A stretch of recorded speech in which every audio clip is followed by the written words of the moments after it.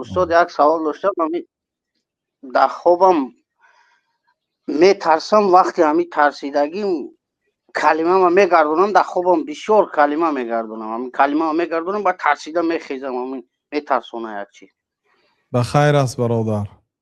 الله تعالی از این بد نکند. این مصیبت های دنیا، پیامبر صلی الله علیه و سلم میگه لا تنظروا الی من هو اسفل منکم لا تنظروا الی من هو اعلی منکم. آن آدمی که در مسئله های دنیا از شما بلند است به وی نگاه نکنید. آدمی که قصر داره، آدمی که ماشینای قیمت داره به وی نگاه نکنید.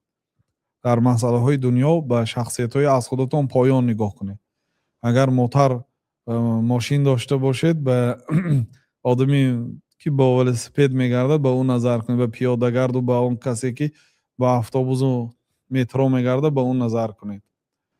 لیکن در مسئله های دینی به شخصیتی نظر کنید که از شما بالا باشد تا اینکه خودتون دینداری سخت نگیرید. در این حالت شما نعمت های الله تعالی رو تحقیر نمی کنید. از جمله مصیبت، وقتی که به سری بنده مصیبت آمد، یعنی مصیبت ناخوشی، هر چیزی که طبیعتی او رو خیره میکنه، از جمله ترسیده خیستن در خواب، شکر کنید که مصیبتی از این و از این تر نداده است. اون مردمایی که به بلاهای عظیم گرفتار شدند به حالتهای اونها نظر کنید، شما شکر میکنید. برای چی من در حال گفتم که امری بخیر بود است؟ برای اینکه من مصیبت‌های مردم میشنوم، مردم به مصیبت‌های شکایت میکنن که یه روز یک آدم اومده است گریه دارد، تقریبا 15 سال پیش، میگو به یک نمود قرض غوطیدگی هستم که گفتم برادر چقدر قرض دارد؟ میگو $1,500.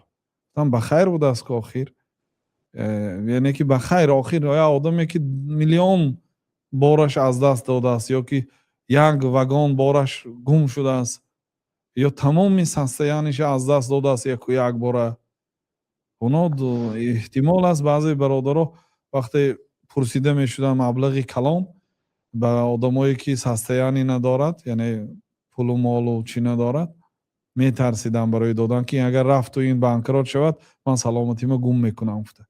یعنی آدمی پولداری که یک عباره 1 میلیون 2 میلیون یا زیاده از این پول گم میکند، احتمال است که سلامتیش ویران شود.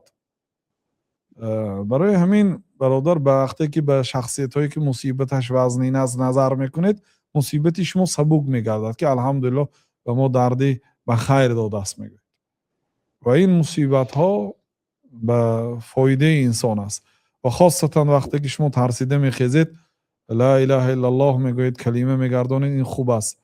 حتی در بعض روایت ها آمده است که پیامبر صلی الله علیه و آله پناه طلب کردن از فزع یوم القیامت، ترس روز قیامت. ترس روز قیامت همین خیلی ترس روز قیامت همین که برادر گپ نبرید. ترس روز قیامت همین خیلی که الله تعالی میگه که چشم ها از کاسه خانه هاش میبراید بیرون، مردم رو مست میبینی و ترى الناس سکارا و ما هم بسکارا، لیکن اونها مست نیستند، ولکن عذاب الله شدید، لیکن عذاب الله تعالی شدید است.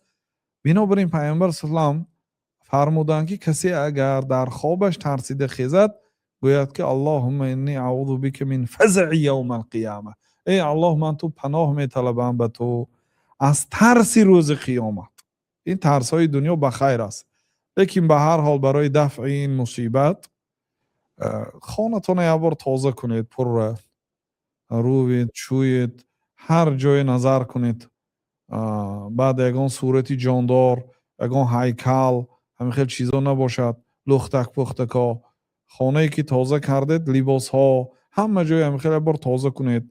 شیطان به جای تازه نمی‌دراید، جین ها به جای تازه نمی‌دارد. جین ها با اون خانه‌ای که در وقتی در آمدن بسم الله گفتن در آمده میشد نمی‌دراید. لا مبیت لکم، با دیگر جین ها میگوید که خاطراتون رو جمع کنید، در اینجا برای ما جای خواب نیست میگوید.